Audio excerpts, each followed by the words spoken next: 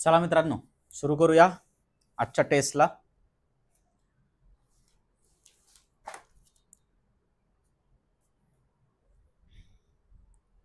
Taste कोणासाठी आहे? जसं मागच्या सगळ्या टेस्टमध्ये सांगितलंय, तर बेसिकली सगळ्या एक्झाम ज्या एक्झाममध्ये रिझनिंग आहे, वन डे एक्झाममध्ये, त्या सर्व एक्झामला या टेस्ट लागू आहेत. म्हणजे तुम्ही SSC, railways, FCAT, TET, BCS CET, MCS CET, IBPS TCS करून सगळ्या घेतल्या जाणाऱ्या एक्झाम कंबाईन प्री आणि मेन्सचे दोन्ही पण, ग्रुप सी, ग्रुप बी आणि ग्रुप सी साठी दोन्ही पण, CSAT साठीचे पण काही क्वेश्चन याच्यामध्ये इन्क्लूड आहेत. सरळ सेवेसाठी पण सगळं काही याच्यामध्ये भेटेल, त्याच्यापेक्षा थोडीशी वरची क्वालिटीज भेटेल. ओके, चला रेल्वेज वगैरे सगळं काहीच आहे. पहिला क्वेश्चन, रायनो, हॉर्न, एनालॉजीचा क्वेश्चन आहे. रायनो, हॉर्न, बरोबर आहे, शिंग. गेंड्याला शिंग असतं, तसं एलिफंट टस्क, हत्तीला सोंड असते. काऊ काल्फ होणार नाही, बरोबर आहे. बछड्याला काल्फ म्हणतात, हे असं होणार नाही. डॉंकी ब्रे हा आवाज आहे. डॉर्क बार्क हा आवाज आहे, बरोबर आहे. एक पार्ट सांगितलाय, मग टस्क होईल त्याचा आन्सर, एलिफंट टस्क होईल. वेटर रिलेटेड टू रेस्टॉरंट, बरोबर आहे. वेटर ज्या पद्धतीने रेस्टॉरंटसाठी रिलेटेड आहे, बरोबर आहे. And the same way worker related to factory, बरोबर आहे. शॉप नाही होणार, स्कूल नाही होणार, हाऊस नाही होणार, फॅक्टरी होईल. चला, अल्फाबेट एनालॉजीचा क्वेश्चन आहे. लॉजिक काय ते पता करायचं आहे. PANT ला APNT कन्सिडर केलाय, कोड केलाय. मग बेसिकली काय असेल तर बघा, इथं क्रॉस कोडिंग झालेली आहे, बरोबर आहे. इथे कुठल्याही प्लस मायनस काही झालेलं नाही. तुम्ही जर लॉजिक लावत बसाल प्लस मायनसचं, तर कधीच सॉल्व्ह होणार नाहीये. मग अशा वेळेस cross coding, reverse cross coding, मागच्या एक्झाम्पलमध्ये आपण खूप सारे एक्झाम्पल बघितलेत मागच्या टेस्टमध्ये. ओके, खूप साऱ्या टेस्ट झालेल्या आहेत, ज्यांनी पाहिल्या नसतील त्या पाहून घ्या. ओके, आणि या सगळ्यांच्या PDF तुम्हाला टेलिग्राम चॅनलला भेटतील. पहिल्यांदा टेलिग्राम चॅनलवर सोडून बघा मागचे टेस्ट, ओके, आणि त्यानंतर त्याचे सोल्युशन पहा. ओके, कारण काय माहितीये का, जेवपर्यंत आपण या गोष्टींची प्रॅक्टिस करणार नाहीयेत, एक टाइम लिमिट लावून सोडवा, बरोबर आहे. 20+ क्वेश्चन्स आहेत, नियर अबाउट 15 मिनिट्स टू 20 मिनिट्सचा टाइम लावा आणि त्या पद्धतीने सोडवण्याचा प्रयत्न करा. आता याला पण काय केलंय, OMED क्रॉस कोडिंग केली आहे. पोझिशन इंटरचेंज केली आहे फक्त कशाची, अल्फाबेटची. मग या पद्धतीचं काय होईल, इथं येईल U, इथं येईल J, इथं येईल T, इथं येईल S, बरोबर आहे. मग आन्सर कुठला आहे, आन्सर इज A, बरोबर आहे. Answer is A. चला, स्टाईलला 81, अरायवलला, ओके, स्टाईल आणि अरायवलला इथे दोन चिन्ह आहेत, बरोबर आहे. म्हणजे या तिघांचा कन्सर्न आहे काहीतरी, आहे. मग काय कन्सर्न आहे बघूया. यसचं पोझिशन ऑफ अल्फाबेट किती आहे, 19, टीचं 20, वायचं 25, एलचं 12, ओके, ईचं 5. या सगळ्यांची बेरीज केली तर आन्सर किती येईल, 81 येईल. तसंच arrival 1, R 18, 18, I 9, V 22, 1, L 12. या सगळ्यांची बेरीज केली तरी ती किती येते, 81 येते, बरोबर. या सगळ्यांची बेरीज केली तरी ती किती येते, 81 येते. करून बघा, बरोबर आहे. आता आपल्याला शोधायचं आहे क्रॅकचं 36 आहे का नाही. C 3, R 18, 1, 3 आणि 11, बरोबर आहे. 12 आणि 18 30, 3 आणि 3 6, 36, बरोबर आहे. आता शोधायचं आहे खालच्यापैकी कुठल्याची बेरीज 36 येईल, खालच्यापैकी कुठल्याची बेरीज 36 येईल. बघा, स्मेल यस 19, यम 13, किती झाले, 32 झाले, बरोबर आहे. ई 5 म्हणजे आता याच्या पुढे जायचंय का? नाही. बरोबर आहे. 37 झाले, याच्या पुढे जायची गरज नाही. याच्या पुढे जायचंच नाही कारण की आपल्याला माहिती होत नाहीये. आर किती आहे? 18. आय 9 27 झाले. डी किती? 4 31 आणि ई 5 36. या सगळ्यांची बेरीज किती झाली? 36. एकदा बेरीज झाली की पुढचा विचार करायचा नाही, पुढचे दोन चेक करण्यात वेळ घालायचा नाही. आन्सर काय आहे? बी आहे. बरोबर आहे. पोझिशन ऑफ अल्फाबेटची काय केली आहे? बेरीज केली आहे आणि मधला अंक त्या बेरजेला दर्शवतोय. म्हणजे इथे 81 तर इथे 36. बरोबर आहे. मग राईटची स्पेलिंग पोझिशन ऑफ अल्फाबेटची बेरीज किती येते? 36 येते. चला पुढच्या एक्झाम्पल कडे जाऊया. In a certain code language rain is written as. बरोबर आहे. आता हा क्वेश्चन कसे ओळखायचे? बरोबर आहे. इथं दोन गोष्टींचे कोड दिलेले असतात आणि त्या वर्डमध्ये जे अल्फाबेट्स आहेत त्याच अल्फाबेटवर आधारित तिसरा वर्ड विचारलेला असतो, त्याचा कोड विचारलेला असतो. ॲज इट इज कोडिंग म्हणायचं याला, कॉमन कोडिंग. बरोबर आहे. रेन 4 6 7 8 कोड केलाय. वेटला 1 3 5 कोड केलाय. तर इंटरला काय कराल? इंटर 3 N 8 T 5 E 3 आणि R किती? 4. असा कोड कुठे आहे माझ्याकडे? 3 4. बी. आन्सर इज काय? बी. 38 534. बरोबर आहे. 38 534. रिडक्शन मेथडने गेलं तरी चालतं. एक एक कट करा. बरोबर, एक एक कट करा, त्यांनी पण तुम्हाला सोपं होईल.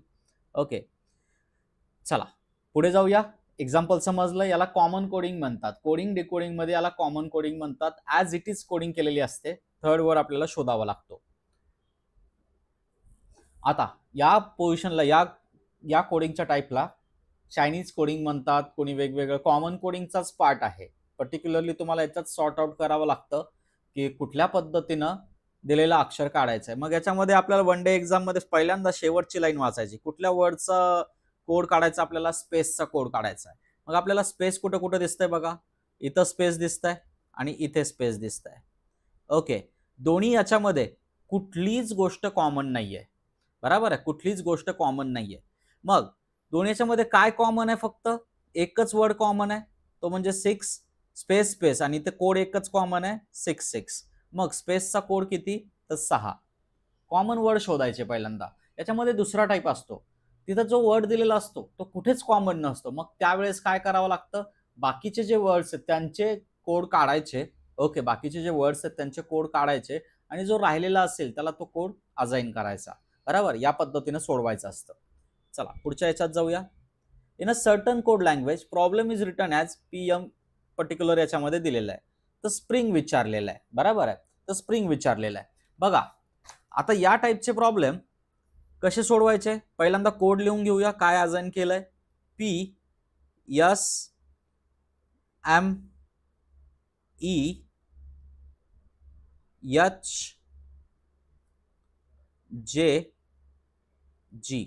बरोबर आहे. पी ला पी म्हणजे काय झालंय? +0 झालंय.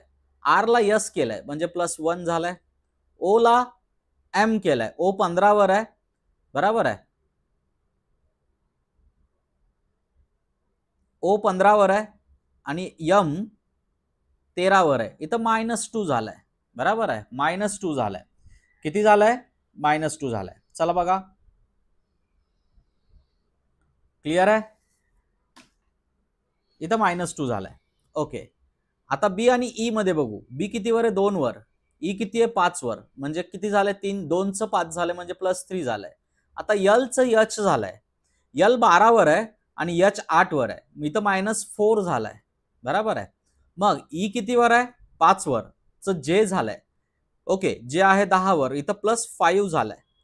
यमचं जी झालंय. यम 13 वर आहे, जी 7 वर आहे. इथं -6 झालंय. म्हणजे काय लॉजिक आहे रे? +0. बरोबर आहे. इथं -0 +0 असलं काही फरक पडणार नाही. 0 येते. +1 बरोबर आहे.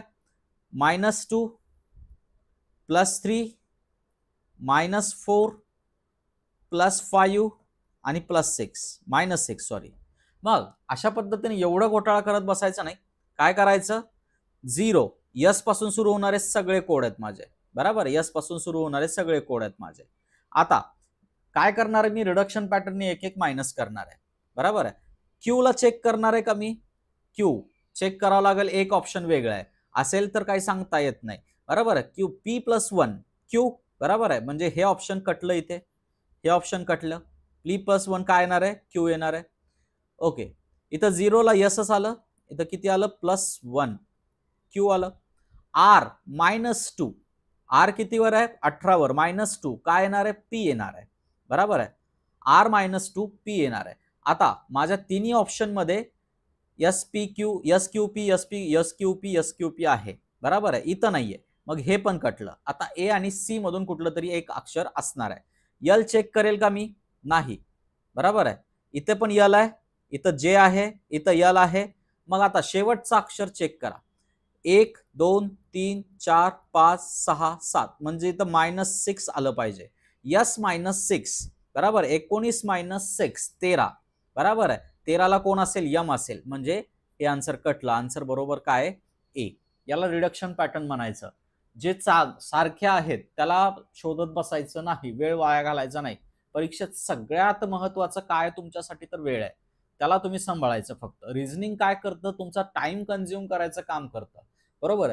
तो टाइम तुम्हाला वाचवायचा आहे आणि तो मॅथमॅटिक्स साठी वापरायचा आहे. मॅथमॅटिक्स मध्ये कॅल्क्युलेशन्स असतील, बरोबर आहे, ते कॅल्क्युलेशन्स करायला तुम्हाला असा तसा वेळ लागणारच आहे, कारण की आपल्याला सगळे पाडे पाठ असतात, बरोबर आहे, त्यामुळे तो वेळ लागतोच लागतो.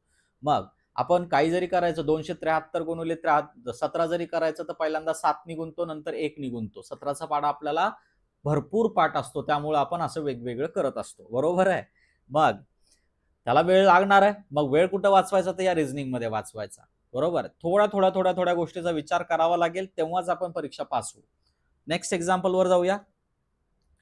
आता which one is different from 3, बरोबर आहे, 3 सारखेत, एक वेगळा आहे. खाली 3 जोड्या दिल्यात, कॅप्टन, टीम, बॉस, गँग, प्राईम मिनिस्टर, कॅबिनेट, बरोबर आहे. पहिलं काय, तर हेड आहे आणि दुसरं त्याची टीम आहे, बरोबर आहे. बॉस कोणाचा असतो, गँगचा असतो. प्राईम मिनिस्टर कॅबिनेटचे असतात, कॅबिनेटचे हेड असतात, बरोबर आहे. आर्टिस्ट ट्रूप नाही, ट्रूप ग्रुप ऑफ आर्टिस्टला ट्रूप म्हणतात, पण त्याच्या हेडला आर्ट डिरेक्टर म्हणतात, बरोबर आहे. मग इथं आर्टिस्ट येत नाही, बरोबर आहे. Answer is D. वेगळं काय आहे, तर डी आहे, बरोबर. 3 सारखेत, वेगळं काय आहे, तर डी आहे. नेक्स्ट वर जाऊया. Select the odd one, student, principal, dean, director. मग प्रिन्सिपल, डिरेक्टर आणि डीन हे ऑथॉरिटी बॉडीज आहेत, बरोबर आहे, ऑथॉरिटी पर्सन्स आहेत. स्टुडंटला ऑथॉरिटी नसतात, बरोबर आहे. वेगळं काय, तर स्टुडंट आहे, बरोबर आहे. हे तिन्ही पण सारखे आहेत, म्हणजे आन्सर काय येईल, स्टुडंट येईल. बघा, 2 + 1 3 झालाय, सिरीजचा प्रश्न आहे, बरोबर आहे. 3 + 1 4 झालंय, बरोबर, +1 4 झालाय. मग इथं काय येणार आहे, +1 5 येणार आहे. आता 5 असलेले सगळे ऑप्शन आहेत माझ्याकडे. मग इथं मी मूर्खपणा केला आणि पहिल्यांदा नंबर्स बघितले. आता परीक्षेमध्ये काय करायचं, असं चुकायचं नाही, बरोबर. ऑप्शन्स बघून घ्यायचे. ऑप्शन्स मध्ये सगळीकडे 5 आहे, तुम्हाला 5 बघायची गरज आहे का रे, बिलकुल नाही, बरोबर आहे. मग ते चेक करायची गरजच नाहीये. मग मी काय करेल, फक्त अल्फाबेटला चेक करेल. डी आणि आय, डी किती वर आहे, 4 वर, आय किती वर आहे, 9 वर, म्हणजे किती झालंय, +5 झालाय. आय ला पी केलाय, आय 9 वर आहे, पी 16 वर आहे, म्हणजे काय झालंय, +7 झालाय. +5 +7, मग काय येईल, +11 सुद्धा येऊ शकतं, बरोबर आहे. कशामुळे, प्राईम डिजिट, आणि +9 सुद्धा येऊ शकतं, ऑड डिजिट, बरोबर आहे. दोन्हीपैकी काही येऊ शकतं. आधी +9 न करून बघू काय येत आहे. पी किती वर आहे, 16 वर, +9 केले तर किती येईल, 25, वाय येईल, बरोबर आहे. वाय वाला ऑप्शन आहे माझ्याकडे. आणि जर मी +11 केले, बरोबर आहे, +11, 16 + 11 27, बरोबर आहे. 16 + 11 27, यायला काय पाहिजे होतं, ए. ए ऑप्शन मध्ये नाहीये माझ्याकडे. 16 प्लस 11 27, कारण की याचा नंबर काय होतो पुन्हा 27 होतो. आता इथे जर ऑप्शन असलं असतं ए म्हणून, बरोबर आहे, तर दोन्हीही ऑप्शन बरोबर असले असते. लॉजिक कुठल्या याच्याने लागतं ते माहित नाहीये, बरोबर आहे. एक तर प्राईम डिजिट असू शकतो, नाही तर ऑड डिजिट असू शकतो. कुठल्याही सिरीजमध्ये असे दोन लॉजिक लागू शकतात. मग कधी कधी आपल्याला प्लस 11चं पण येऊ शकतं, कधी कधी प्लस 9चं पण येऊ शकतं. विचार करायचा. दोन्ही ऑप्शन असतील तर त्यासाठी एक थिअरी आहे, बरोबर आहे. त्यासाठी एक थिअरी आहे. मग ती थिअरी काय? तर ती थिअरी एक लॉजिक आहे, बरोबर आहे. ते लॉजिक काय समजून घ्या. असं जर आलं ऑप्शन, असं जर आलं तर पहिल्यांदा आपण विचार करणार डायरेक्ट लॉजिकचा. काय असतं त्याच्यामध्ये मिनिमम ऑपरेशन असेल असे. त्यानंतर इनडायरेक्ट, हा एकदम वेगळा प्रकार आहे बरं का. हा सगळ्या एक्झामला विचारला जातोय. मग आपण काय करतो, माझं तर आन्सर बरोबर होतं, मग आयोगाकडे आपण काय करतो, 15 दिवसाचा गॅप पिरियड दिलेला असतो आपल्याला. हे आन्सर चुकीचं दिलं आयोगाने, मग आयोग म्हणतं नाही हे दिलेलं बरोबर आहे. मग त्याच्या मागं लॉजिक काय बघा. हे मोठ्या मोठ्या एक्झाममध्ये just like cat, MBA-CET, gate वगैरे या एक्झाममध्ये यूज करतात, बरोबर आहे. लक्ष द्या. अॅनालॉजीचे जसे लॉजिक्स आहेत तसे याचे पण आहेत. डायरेक्ट इनडायरेक्ट मध्ये आता काय, पहिल्यांदा आपण विचार करणार प्राईमचा. प्राईम नसेल तर क्यूबचा, क्यूब नसेल तर स्क्वेअरचा, स्क्वेअर नसेल तर ॲडिशनचा, बरोबर आहे. ॲडिशन नसेल तर सबस्ट्रॅक्शनचा, डिव्हिजनचा, डिव्हिजन नसेल तर मल्टिप्लिकेशनचा, मल्टिप्लिकेशन नसेल तर ॲडिशनचा, ॲडिशन नसेल तर सबस्ट्रॅक्शनचा. त्यानंतर, बरोबर, त्यानंतर कन्सिडरेशन होतं प्लस सोबत, मल्टिप्लिकेशन सोबत प्लस ऑर मायनस. त्यानंतर कन्सिडरेशन होतं डिव्हिजन सोबत प्लस ऑर मायनस, बरोबर आहे. मग हे जर झालं नाही तर त्यानंतर होतं ऑडचं लॉजिक. ऑडचं लॉजिक ही एक हेरार्की आहे. सिरीजचे आन्सर काढताना यापैकी पहिल्यापैकी कुठलं जरी आलं आन्सरमध्ये, तुमच्या ऑप्शनमध्ये असेल, तर या हिरार्कीनं जावं लागत असतं. ही एक टेक्निक आहे, बरोबर, समजून घ्या. ही एक टेक्निक आहे. तुम्हाला आन्सर रॉंग करत नाही आयोग. कुठलाही आयोग असो, मग SSC असो, रेल्वेज असो, हे फार कमी पुस्तकात हा डेटा आहे. थोडंसं एकदा समजून घ्या याला. आपण क्लासमध्ये याला व्यवस्थितपणे डिफाईन करतो. Direct logic, indirect logic. Indirect लॉजिकमध्ये पण कसे हिरार्की आहे, डायरेक्ट लॉजिक का बरं असतात, काय असतात, याचं सगळं एक्सप्लेनेशन आपण आपल्या लेक्चर्समध्ये देत असतो, बरोबर आहे. ते लेक्चर्स मी काही वेळात ते यूट्यूबला पण टाकेलच, बरोबर आहे. तर त्या लेक्चर्समध्ये तुम्हाला ते कळेल की पर्टिक्युलर लॉजिक काय असतं आणि कुठल्या हेरार्कीनं जायचं असतं. जे बँकिंग वगैरे करतात त्यांना या बेसिकली या गोष्टी माहिती असतात, कारण की त्यांच्यामध्ये सिरीजचा फार मोठा पार्ट असतो. नेक्स्ट, चला सोडवण्याचा प्रयत्न करा. 13, 7, 27, 54, 45, 144, क्वेश्चन मार्क 32, 38. क्वेश्चन मार्कच्या ठिकाणी काय येईल हे आपल्याला सापडायचं आहे. बघा, सोडवण्याचा प्रयत्न करा. बघा, 7 दोन्ही 14 झालं. 14 आणि 13 या दोघांची बेरीज ही 27 आहे. 45 गुणवले 2 90 झाले. 90 आणि 54 याची बेरीज 144 आहे. आता सांगा, 32 दोन्ही 64, बरोबर, 32 दोन्ही 64. कशाची बेरीज 64 मध्ये किती मिसळले तर 68 होतील, तर 4 मिसळले तर किती होतील, 4 मिसळले तर क्वेश्चन मार्कच्या ठिकाणी किती येईल, 4 येतील. चला नेक्स्ट क्वेश्चनला जाऊ द्या. आद्या बॉक्स सोडवण्याचा प्रयत्न करा. स्क्रीन पॉज करा, व्हिडिओ पॉज करा आणि सोडवण्याचा प्रयत्न करा. कंटिन्यू करूया. आद्या वॉक्स 500 मीटर्स टुवर्ड्स नॉर्थ.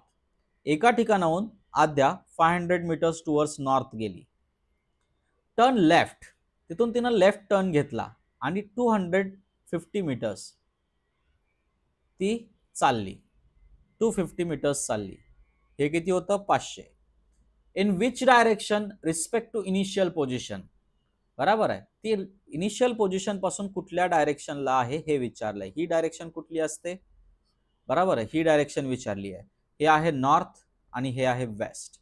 याला काय म्हणतो आपण, north west. Answer is north west. चला पुढे सोडवण्याचा प्रयत्न करा. इंग्लिश मधून देतोय प्रश्न, इंग्लिश मधून आहेत, कारण की वाचायचा सराव करावा लागेल.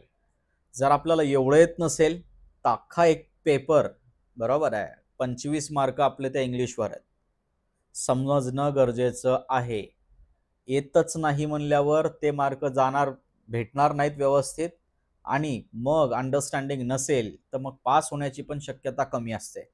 बेसिकली आता तुम्ही जेनझी आहात, 2000 नंतरचे पासआउट आहात, 2000 नंतरचे बॉर्न आहात, बरोबर आहे. सगळे आय थिंक सो असेच असतील बघणारे व्हिडिओ. 2000 नंतरचे जे बॉर्न आहेत त्यांना एक तर सेमी इंग्लिशवाले आहेत किंवा इंग्लिश मीडियम. मराठी मीडियम जरी असलं, बरोबर आहे, ज्यांचं मराठी मीडियम जरी असलं त्यांचं इंग्लिश उत्तम आहे, त्यांना वाचलेलं कळतं. आणि या क्वेश्चनमध्ये काय चेक करायचं असतं कुठल्या आयोगाला, की तुमचं माइंड वाचलेलं कितीपर्यंत तुमच्या डोक्यापर्यंत पाठवतं, तुम्ही ते सॉर्ट आउट करता का नाही करत. चला बघूया. Fatima and Abdul are sibling. दोघ जण काय आहेत, सिबलिंग्स आहेत, बरोबर आहे. सिबलिंग्स म्हणजे कोण, भाऊ बहीण आहेत. फातिमा आणि अब्दुल आर सिबलिंग्स. ओके. फातिमा's father Aziz is the only son of his parents Ansari. म्हणजे या दोघांच्या वडिलाचं नाव काय, Aziz. Is the only son of parents Ansari, म्हणजे यांच्या वडिलाचं नाव काय, अजीजच्या अन्सारी.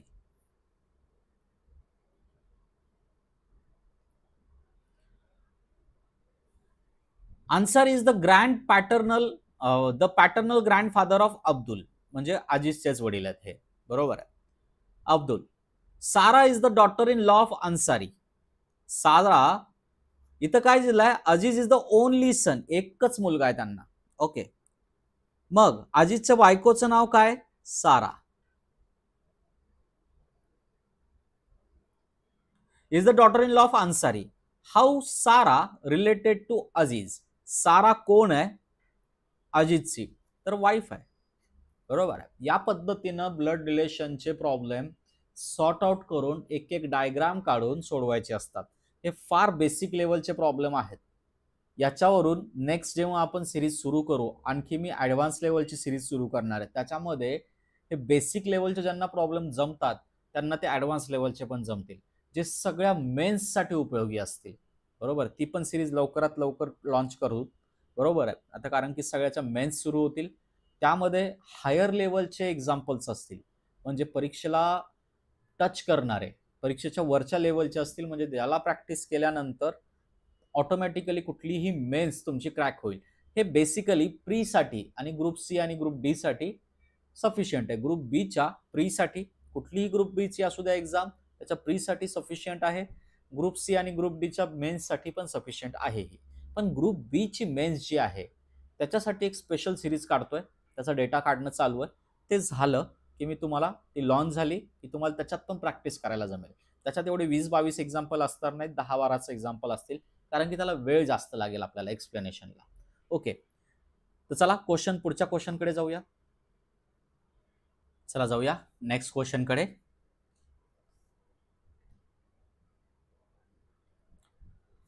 मॅथमॅटिकल ऑपरेशनचा क्वेश्चन आहे, इंटरचेंज करायचा आहे. Addition means division. जिथं जिथं ॲडिशन आहे तिथं काय करायचं आहे, डिव्हिजन करायचं आहे. म्हणजे इथं काय येईल, डिव्हिजन येईल. Subtraction means multiplication. ज्या ज्या ठिकाणी सबस्ट्रॅक्शन आहे तिथं मल्टिप्लिकेशन करायचं आहे. Multiplication means addition. जिथं जिथं मल्टिप्लिकेशन आहे तिथं काय करायचं आहे, ॲडिशन करायचं आहे. And division means subtraction. Division means subtraction. जिथं तिथं डिव्हिजन आहे तिथं काय करायचंय, सबस्ट्रॅक्शन करायचंय. तर दोन्ही पहिल्यांदा काय कराल, हे ऑपरेशन किती येईल, 3 वजा 3 त्रिक 9 बरोबर आहे, वजा 4 अधिक नंतर कुठलं ऑपरेशन, हे ऑपरेशन 26 बरोबर आहे, वजा 3 अधिक 4 अधिक 1 प्लस 26 किती आला आन्सर, 27. आन्सर इज 1 ए. सोडवण्याचा प्रयत्न करा. एक्झाम्पल मस्त आहे. वेन डायग्राम मध्ये असे पर्सेंटेजचं एक्झाम्पल फार कमी बघायला भेटतं. वन डे एक्झाम मध्ये परफेक्ट आहे. टाइम कंझ्युम करायचा असेल, आयोगाला थोडंसं वैचारिक क्वेश्चन टाकायचा असेल तर ठीक आहे. ग्रुप सी ला तर हमखास येण्यासारखा क्वेश्चन आहे. हे सगळे क्वेश्चन जे आहेत ते आयोगाला आलेले आहेत, कुठल्या ना कुठल्या तरी परीक्षेमध्ये आलेले आहेत. माझ्या मनाचे क्वेश्चन्स नाही आहेत, कुठल्या ना कुठल्या तरी परीक्षेला आलेले आहेत. तोच डेटा वापरतोय आपण, म्हणजे व्हेरीफाईड डेटा आहे. एका परीक्षेला आलेला डेटाच वेगळ्या परीक्षेला वापरला जातो सहसा. त्याच्यामध्ये थोडेसे मायनर चेंजेस केले जातात. आपल्याला फक्त टाईप कळाली पाहिजे. आकडे तर बदलणारच आहेत. परीक्षेत पेपर काढताना आकडे सगळ्यालाच बदलावे लागतात. ओके, तुम्हाला एक गंमत सांगतो, सोडवण्याचा प्रयत्न करा. तोपर्यंत गंमत सांगतो एक. सगळी लोक म्हणतात, हिस्ट्री, जिओग्राफी, सायन्स, सगळे जी टीचर आहेत शिकवणारे मार्केटमध्ये, ती सगळी लोक म्हणतात की माझ्या पुस्तकातून, माझ्या नोट्समधून एवढे एक्झाम्पल आले. पण मॅथ अँड रिझनिंगचा मास्तर कधी म्हणत नाही. कारण काय माहितीये का, जेव्हा पेपर काढत असतो पेपर सेटर पर्टिक्युलर एक्झामसाठी, तर त्याला ते पुस्तकं घेऊन बसतो मार्केटमध्ये अवेलेबल असणारे, आणि त्याच्यात जी एक्झाम्पल नाही आहेत तीच तिथं पेपरमध्ये टाकण्याचा प्रयत्न करतो.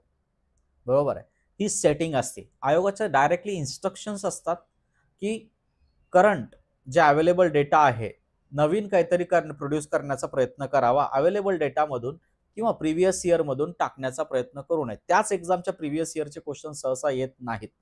प्रत्येक वेळेस नवीन डेटा तुम्हाला दिसतो. त्याचं कारण काय, त्या एक्झामसाठी तयार झालेल्या पुस्तक त्यांच्या समोर असतात, त्याच्यातून ते एक्झाम्पल घेत नाहीत, चेक करतात घेण्याच्या आधी की ते आहे का, कुठे प्रिव्हियस इयरला आलेलं आहे का, किंवा कुठल्या लोकल मार्केटच्या पुस्तकामध्ये आहे का, हे गुपित आहे. बरोबर आहे, लक्षात ठेवा.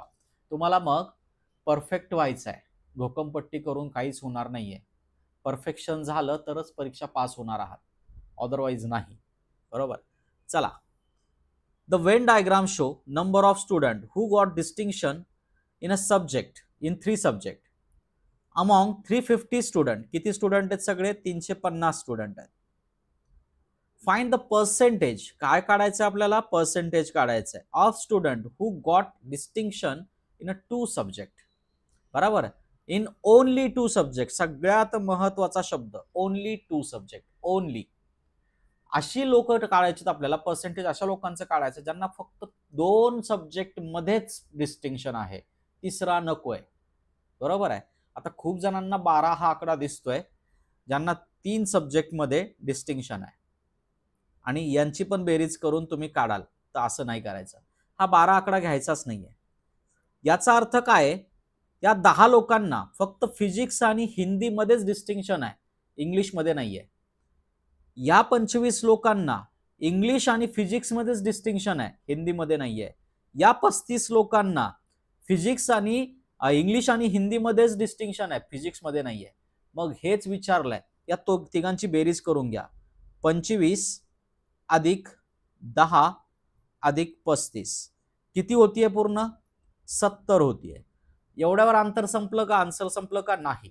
बरोबर आहे. तुम्हाला काढायचं पर्सेंटेज, किती पर्सेंट आहेत. बरोबर आहे, पूर्ण 70 पर्सेंटेज म्हणल्यावर काय येणार आहे, 350. बरोबर आहे, इंटू 100 किती होणार आहे बघा. हे गेलं 7 5 35. ओके, 100 20 म्हणजे किती पर्सेंट लोकांना 2 सब्जेक्ट मध्येच मार्क आहेत, तर 20% लोकांनाच 2 सब्जेक्ट मध्ये मार्क आहेत. ओनली 2 सब्जेक्ट मध्ये डिस्टिंक्शन आहेत. म्हणजे 20%च लोक अशी आहेत, पूर्ण 350 पैकी 70 लोकच अशी आहेत, 20% होतात, ज्यांना फक्त आणि फक्त 2 सब्जेक्ट मध्ये डिस्टिंक्शन आहे. फिजिक्समध्ये असणारे फिजिक्स आणि हिंदीमध्ये 10 जण, हिंदी आणि इंग्लिशमध्ये 35 जण, आणि हिंदी आणि इंग्लिश आणि फिजिक्समध्ये 25 जण, एवढ्यांचीच बेरीज करायची होती इथे. असे ट्रिकी क्वेश्चन असतात या टाईपमध्ये, बरोबर आहे. या टाईपचा क्वेश्चन असला तर थोडासा वाचायचा.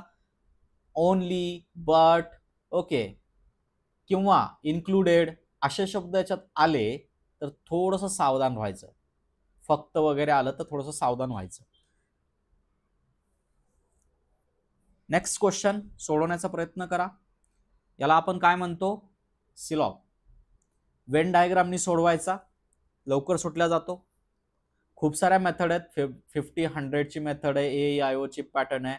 त्याच्यामध्ये तुम्हाला बघितलं की आन्सर कळतं. त्याच्यामध्ये पाठांतर आहे. मग पाठांतर करायचं नाहीये, आपल्याला ऑब्झर्वेशन करायचं. पाठ करायला आपल्याकडे 6-7 सब्जेक्ट आहेत. GS मध्ये सगळंच आहे आपल्या. इंग्लिश पण पाठ करायचं, मॅथचे पण फॉर्म्युले पाठ करायचे. एवढं पाठ करा मी म्हणणार नाही तुम्हाला. थोडंसं डोकं लावायचं तर स्मार्टनेस वापरायचा. Some beds are rivers. Some beds are rivers. काही बेड्स हे रिव्हर्स आहेत, बरोबर आहे. काही बेड्स हे रिव्हर्स आहेत. All rivers are mats. सगळेचे सगळे रिव्हर्स हे काय आहेत? मॅट आहेत. आता थंब रूल काय सांगतो की स्टेटमेंट एकदा डायग्राम काढली की स्टेटमेंटला विसरून जायचं, फक्त कन्क्लुजन आणि वेन डायग्राम बघायचे. All mats are rivers. सगळ्या मॅट्स या रिव्हर्स आहेत का? बिलकुल नाही, चुकीचं आहे वेन डायग्राम नुसार. सम बेड्स आर मॅट्स, बस आहेत. सम बेड्स आर मॅट्स हा पार्ट त्यालाच डिफाईन करतोय. म्हणजे ओनली सेकंड कन्क्लुजन फॉलोज. आहे का आपल्याकडे आन्सर? असं आहे. Answer is D. Only second conclusion is follows. Okay, चला नेक्स्ट क्वेश्चन सोडवण्याचा प्रयत्न करा. वाचून घ्या. Y told his friend. वायने त्याच्या मित्राला सांगितलं, my children enjoy playing in our garden. माझे मुलं माझ्या गार्डन मध्ये खेळणं पसंत करतात, बरोबर, एन्जॉय करतात. आता हे वाक्य जेव्हा बोललं असेल त्याच्यावरून कन्क्लुजन, त्या फ्रेंडनी कन्क्लुजन काय घेतलं असेल तर बघा, there is a garden in a wise house. बरोबर आहे, ते सांगितलंय माझे मुलं आमच्या गार्डन मध्ये खेळतात, म्हणजे त्याच्या घरात गार्डन आहे. यस, कन्क्लुजन 1 फॉलो करताय. Y has a children. Yes, त्यांनी त्याच्या मुलाबद्दल पण माहिती सांगितली, हे पण कन्क्लूड करता येऊ शकतं. Y has a children. Both, बरोबर आहे. बोथ कन्क्लुजन काय आहेत? लॉजिकल आहेत. बरोबर आहे, बोथ कन्क्लुजन काय आहेत? लॉजिकल आहेत. चला नेक्स्ट स्टेटमेंट वर जाऊया. नेक्स्ट क्वेश्चन वर सोडवण्याचा प्रयत्न करा. स्क्रीन पॉज करा. असर्शन आणि रिझनचा प्रॉब्लेम आहे, बरोबर आहे. Deforestation is undesirable because it's heavy impact on soil erosion. बरोबर. आता काय म्हणताय? माती वाहून जाण्यासाठी डिफॉरेस्ट्रेशन हे सगळ्यात अनडिझायरेबल आहे, बरोबर आहे. डिफॉरेस्ट्रेशन अनडिझायरेबल बिकॉज खूप भयानक गोष्ट आहे डिफॉरेस्ट्रेशन. त्याच्यामुळं सॉइल इरेशन होण्याचं प्रमाण खूप जास्त वाढलंय, हेवी इम्पॅक्ट पडलाय. Soil erosion of soil surface due to heavy and intense precipitation is accelerated due to the cutting of trees on a mass scale. Yes, तेच सांगितलंय, बरोबर आहे, तेच सांगितलंय. या असर्शनचं एक व्यवस्थित रिझन, व्यवस्थित करेक्ट रिझन इथं सांगितलंय, बरोबर आहे. त्याचं व्यवस्थित कारण सांगितलंय. मग both statement assertion and reason are true but R is the correct explanation of A. बरोबर आहे, तेच तर सांगितलंय, बरोबर आहे. ज्याला बेसिक गोष्टी माहिती आहेत, हा जनरल नॉलेजला डिपेंड असलेला क्वेश्चन असतो. पहिल्यांदा तुम्हाला असर्शन वाचून घ्यावं लागेल, त्याचं अंडरस्टँडिंग करावं लागेल, त्यावरून त्याच्या रिझन वर जावं लागेल. आता क्वेश्चनचा टाईप बघा, त्याच्यामध्ये काय दिलेलं आहे? असर्शन ट्रू, दोन्ही पण ट्रू आहेत का ते पहिल्यांदा तुम्हाला डिफाईन करायचं आहे. त्यामध्ये रिझन हे असर्शनचं व्यवस्थित करेक्ट एक्सप्लेनेशन आहे का नाही हे पण तुम्हाला डिफाईन करायचं आहे, बरोबर. हे पण तुम्हाला फाईंड करायचं आहे, ते कळालं पाहिजे तुम्हाला. हेच परीक्षेमध्ये क्रिटिकल रिझनिंगचा हा पार्ट सगळ्यात डिफिकल्ट सिस्टीम समजला जातो. तुम्ही जर 10 एक्झाम्पल सोडवले तर त्याच्यातले 2च एक्झाम्पल बरोबर वाटतात, बरोबर येतात. पण तुम्हाला वाटतं की 10ला 10 पैकी 8 तरी बरोबर येतील, पण आन्सर की जेव्हा येते तेव्हा फक्त 2च एक्झाम्पल बरोबर असतात. कारण की याच्यामध्ये अंडरस्टँडिंगचा पार्ट आहे. तुम्ही एखाद्या गोष्टीला किती चांगल्या पद्धतीने समजून घेता हे अंडरस्टँड करण्यासाठी या टाईपचे क्वेश्चन्स असतात. चला, मदर टोल्ड हिज डॉटर, एका आईनं तिच्या मुलीला सांगितलं, breakdown on junk food is the one of the reason for obesity. बरोबर आहे. जंक फूड हे ओबेसिटीचं एक मुख्य कारण आहे. बरोबर आहे. एक कारण आहे, मुख्य म्हणता येणार नाही, वन ऑफ द सांगितलंय, ओके, मुख्य म्हणता येणार, हे एक कारण आहे ओबेसिटीचं, लठ्ठपणाचं. आता बघूया यावरून काय अझम्पशन, हे बोलण्यामागे त्या आईचे काय अझम्पशन असतील. बरोबर, ते बोलण्यामागे त्यांनी काय विचार करून हे बोललं असेल, की काय असेल त्याच्यामागे. जंक फूड लीड्स ओबेसिटी, हे आहे का रे, हे कन्सिडरेशन सांगता येईल का? यस, हे इम्प्लिसिट होत आहे. त्यासाठीच तिनं जंक फूड बद्दल, ओबेसिटी बद्दल बोललेलं आहे. हे त्याच्यामध्ये अझम्पशन काय होतंय, इम्प्लिसिट होतंय, इन्क्लूड आहे. Rita and Geeta are mother and daughter. अरे वर नावच दिलेली नाहीये, रीता आणि गीता कुठून आल्या, हे अझम्पशन मध्ये नाहीये. बरोबर, हे अझम्पशन मध्ये नाहीये, हे कन्क्लूड होतच नाही अझम्पशन मध्ये. अझम्पशन कसं पाहिजे, वाक्याचा निर्धारित अर्थ त्या अझम्पशन मध्ये डिफाईन झाला पाहिजे. वाक्याचा निर्धारित अर्थ, त्या वाक्याचा निर्धारित अर्थ डिफाईन झाला तर त्याला अझम्पशन म्हणतो. अझम्पशन मध्ये आणि कन्क्लुजन मध्ये एक बारीक लाईन आहे. कन्क्लुजन म्हणजे बोलल्यानंतर समोरच्यानी केलेला विचार. बरोबर आहे, बोलल्यानंतर समोरच्यानी केलेला विचार आहे. तर अझम्पशन म्हणजे बोलण्याच्या आधी जो वाक्य बोलतोय त्यांनी काय विचार करून ते वाक्य बोललं असेल, त्याला काय म्हणतो आपण, अझम्पशन म्हणतो. सिंपल थिंग आहे. बरोबर आहे, सिंपल थिंग आहे. तुम्हाला त्या रोलमध्ये जायचं आहे, त्या रोलमध्ये गेल्याशिवाय हे तुम्हाला व्यवस्थितपणे कळणार नाही. हे फॅक्ट आहे, लक्षात घ्या. चला पुढे जाऊया. आता डेटा सफिशियन्सीचा क्वेश्चन आहे, सगळ्या टाईपचे क्वेश्चन इन्क्लूड करणार म्हणून मी सांगितलेलंच होतं. X is the brother of Y. बरोबर आहे, x is the brother of Y. Z is the mother of Y. Z is the mother of Y. म्हणजे ती कोणाची पण आई झाली रे, एक्स ची पण आई झाली. Then what is the relationship of Y with a X. Y कोण आहे, एक्स. Y कोण आहे, एक्स. आता इथं वायचं जेंडर डिफाईन नाहीये. आपल्याला भाऊ आहे का बहीण आहे, सॉरी, हा भाऊ आहे का बहीण आहे हे डिफाईन करायचं. आता त्याच्या खाली आपल्याला दोन स्टेटमेंट दिलेत. कुठल्या स्टेटमेंटनी हे डिफाईन होत आहे वाय कोण आहे, त्याचं जेंडर डिफाईन होत आहे. म्हणजे जेंडर फिमेल असेल तर ती एक्सची कोण होईल, बहीण होईल. आणि जेंडर मेल जर असेल तर एक्सची कोण होईल, भाऊ होईल. बरोबर आहे, एक्सचा कोण होईल, तो भाऊ होईल. बघूया पहिल्या स्टेटमेंटने येतंय का. Z has only one son and one daughter. म्हणजे ओनली वन सन हा झाला आणि वन डॉटर झाली वाय. मग आता इथं डिफाईन होत आहे का, हो होत आहे.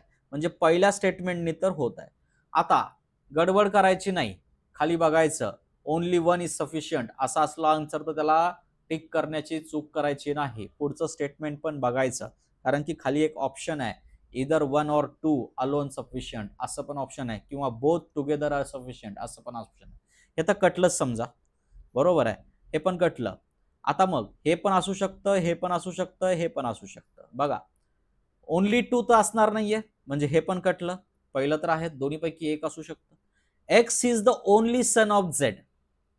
X is the only son of Z who has two children. म्हणजे याच्यातून पण कळतं एक्स ओनली सन म्हणजे एक कुलता एक मुलगा आहे. मग दुसरा असलेली कोण आहे, मुलगी आहे, फिमेल आहे. मग यांच्यातून पण एक्स आणि वायचं नातं डिफाईन होत आहे. मग दोन्ही पण लागतील, दोन्ही पण गरजेचं, दोन्ही मध्ये पण सफिशियंट होत आहे. बरोबर आहे, पण दोन्ही सोबत लागतील का, नाही. दोघांपैकी कोणा एकाने पण चालेल. इदर वन और टू अलोन सफिशियंट. याचा आन्सर ट्रिकी आहे, थोडंसं लक्ष द्या. इदर वन और टू अलोन सफिशियंट. एकनी पण काढता येईल किंवा दोननी पण काढता येईल, कुठल्याही एकानी काढता येईल हे असं सांगायचं आहे. गडबड करायची नाही, यामध्ये येत असून पण चुकायची शक्यता फार मोठ्या प्रमाणात असते.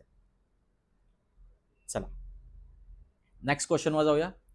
what will be the time 58 minute from now if time is 1:20, 1:20 58 मिनिटांनी काय टाइम झालेला असेल? 1:20 प्लस किती करायचे आहेत? 58. बरोबर आहे, 58 करायचे आहेत. 8 7 1:78. मग 78 ला काय करू आपण? 60 प्लस 18. बरोबर आहे. मग किती झाले रे? 1:60 म्हणजे 2 आणि हे 18. 2:18 झाले. बरोबर आहे, 2:18 झाले. सिंपलची गोष्ट आहे. क्लिअर आहे? अशा पद्धतीनं ही पण इथं प्रॅक्टिस सेट संपलेला आहे. वेगवेगळे एक्झाम्पल येतील, वेगवेगळ्या पद्धतीनं टॅकल करायचे आहेत. बेसिक टॉपिक काय आहेत ते समजून घ्या. प्रत्येक परीक्षेला coding, decoding, analogy, series, classification, odd one out ज्याला म्हणतो ते बेसिकली सगळ्याच एक्झामला येत आहे. त्यानंतर डायरेक्शन डिस्टन्स येत आहे, ब्लड रिलेशन येत आहे, मॅथमॅटिकल ऑपरेशन्स आहेत. सगळे टॉपिक कव्हर करण्याचा प्रयत्न करतोय. ओके, टेस्ट सिरीजला तुम्ही जो रिस्पॉन्स देताय तो उत्तम आहे. ओके, तुम्ही शेअर करावं, सबस्क्राईब करावं आणि सर्व मित्रांना, मैत्रिणींना, भावांना, बहिणींना पाठवावं ज्यांना गरज आहे त्यांना. फ्री सिरीज चालू आहे. ओके, धन्यवाद. पुढच्या सिरीजमध्ये लवकरच भेटूया.